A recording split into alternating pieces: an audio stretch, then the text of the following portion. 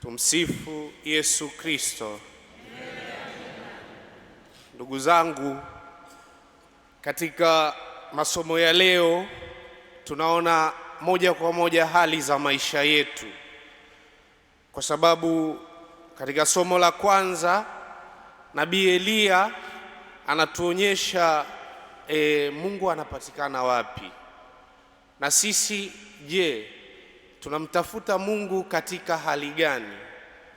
Kwa sababu ni muhimu sana kwenye maisha yetu kugundua ni wapi naweza kukutana na Mungu, kwa sababu katika hali zetu za kawaida kwenye kuishi kama binadamu tuna ile shauku ya kutaka kuonana na Mungu mara kwa mara, lakini inashindikana kwa sababu hatuko na ule utulivu ndani yetu. Ndani yetu sisi kitu vilivyojaa ni vile vya kawaida, labda dharau kwa wengine, labda zile hali zetu za viburi, hali zetu za ujeuri. Lakini Nabii Eliya anatuonyesha kitu tofauti katika maisha yetu, kwamba je, Mungu anapatikana katika zile fujo za mihangaiko yetu ya maisha? Mungu anapatikana katika yale matetemeko? Hapana. Katika ule sauti tulivu. Je, ndani yetu sisi kuna utulivu au kuna fujo? Kwa sababu ni muhimu sana kugundua ukweli ambao uko ndani yetu, ambao sisi hatutaki kukutana nao. Lakini leo itusaidie kuanza kumtafuta Mungu ndani yetu.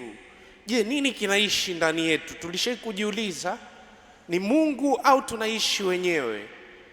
Na pia tunaona katika Injili Yesu Kristo mwenyewe anakuja anatembea kwamba yeye anaweza yote katika sisi.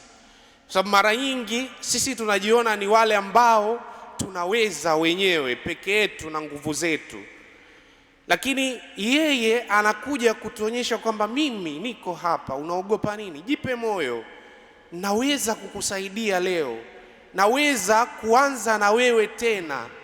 Kwa sababu bila hayo maisha yetu yatabaki yale yale, tutabaki ni wale wale watu ambao kama Petro na ile hali yake. Petro naweza kusema alikuwa ni mwenye kiherehere, kwamba katika ile hali yake kwamba mwanzoni anaanza kutembea, lakini inafika anazama chini. Jiangalia wenyewe katika ule udhaifu wetu, katika kushindwa kwetu, lazima tuzame, sababu Kristo, macho yetu inabidi yamwangalie Yesu Kristo ambaye ni mwana wa Mungu kweli, na tuweze kusema kweli, wewe ni mwana wa Mungu, kwa sababu nina uwezo wa kukuangalia wewe katika maisha yangu. Kwa sababu bila hayo maisha yetu yatabaki vile vile, kupoteza maana, kupoteza kila kitu, kwa sababu sisi tuko na mambo mengi kama walivyokuwa mitume, yani katika wao walikuwa binadamu kama sisi, walikuwa na hofu kama sisi. Lakini leo Yesu anatuambia nini? Jipeni moyo katika kushindwa kwako, jipe moyo, ni mimi nakuja kukusaidia, ni mimi nakuja kukupa namna mpya ya kuishi. Kwa sababu wengine tuko hapa tumepoteza hata maana ya maisha, tumepoteza hata matumaini ya kumwangalia Kristo, tumepoteza nuru, ambao kinachoishi ndani yetu ni giza, sio ule mwanga ambao Yesu Kristo anatuangazia. Lakini leo ni wakati mwingine wa kuanza upya, wa kuanza na kuangalia Yesu Kristo, na kumwangalia Kristo ambaye anajua hali ya kila mmoja wetu hapa, anajua kushindwa kwetu, anajua mateso yetu, anajua wapi tunateseka, anajua wapi tumeshindwa, na yeye anakuja anakwambia, mwanangu, jipe moyo, ni mimi. Je, unaniamini au bado unaendelea kuishi katika mashaka kama Petro? Kwa sababu leo iwe kila siku tunaposikia neno la Mungu iwe ni mwanzo wa maisha mapya, na neno la Mungu kweli lije kukaa ndani yetu, lisiwe nje yetu, kwa sababu mara nyingi sisi tunaishi zaidi ya vile vitu vya nje, lakini ndani yetu ni kama tumekufa.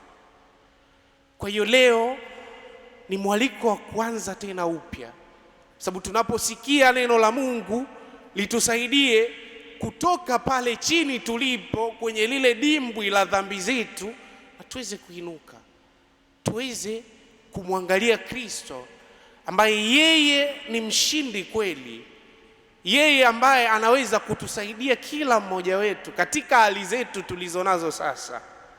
Na leo ameona hali ya kila mmoja wetu, na anakuja ananiambia, je, unanikaribisha? Je, unataka mimi niwe, unataka ushuhudie kwamba kweli mimi ni mwana wa Mungu na ninaweza kukufanya wewe kuwa mwana tena?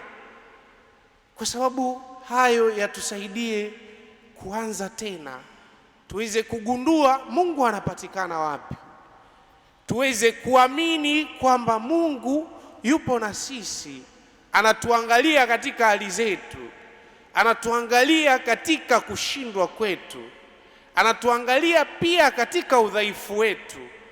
Kwa hiyo haya leo yatusaidie kutuonyesha ni jinsi gani ule upendo wa Mungu ambao unapita vyote unakuja kutafuta nafasi katika moyo wetu leo. Na sisi kwenye moyo wetu tumeweka nini? Je, tujiulize hili swali, kwenye moyo wetu kuna nini? Je, lipo neno la Mungu linaishi au tunaishi wenyewe? Upo ule uzima unaishi ndani yetu au kinaishi kifo? Kwa sababu bila kugundua ukweli ambao sisi tunaukimbia kila siku, bila kugundua udhaifu wetu, tutazidi kuzama pale pale. Lakini pale ambapo tunagundua kwamba kuna nguvu nyingine, kuna uwezo ambao unaweza kunisaidia kuweza kuona tena, kuweza kumwangalia Kristo. Kwa leo Mungu atujalie macho yetu yamwelekee Kristo, tusijiangalie wenyewe katika hali zetu, katika kushindwa kwetu, katika udhaifu wetu, na tusipate shaka lolote kumwangalia Kristo, kwa sababu yeye anajua yale ambayo yako ndani yetu, anajua yale ambayo mateso yetu ambayo yanatushinda, ambayo tunaona labda nitakimbilia huku nitapata faraja.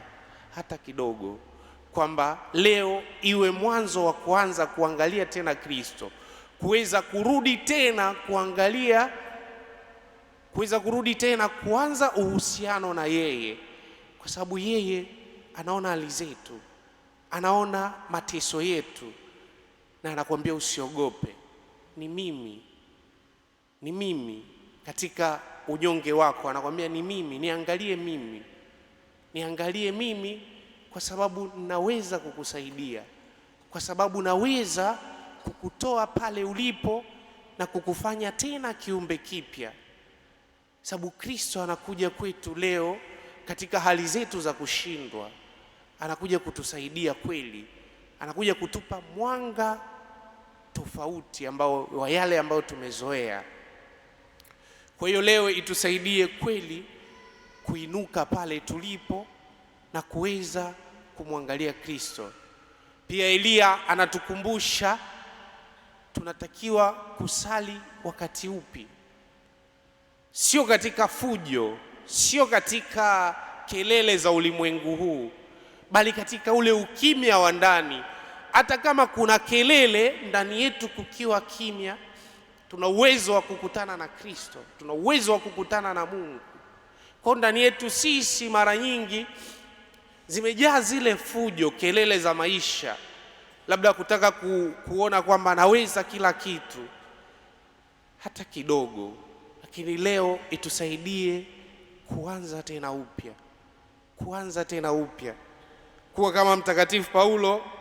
Yeye anagundua wale wana wa Israeli kwamba ndio wa kwanza kuitwa, walitakiwa kuwa wana wa Mungu, lakini kulingana na ile uasi, kulingana na ile kumkataa Kristo, na Kristo anajitoa kwa wote sisi, anajitoa kwetu wote, ile kweli ambayo ni Kristo tuweze kuihubiri kwenye maisha, tuweze kuwa watu wa ukweli, sio waongo. Kwa tuishi kwa kuamini ukweli huu ambao Kristo kwamba leo anakuja kwenye hali zetu, kwenye kushindwa kwetu, na anakuja anataka kutufanya tena kuwa wana wa Mungu. Tumsifu Yesu Kristo.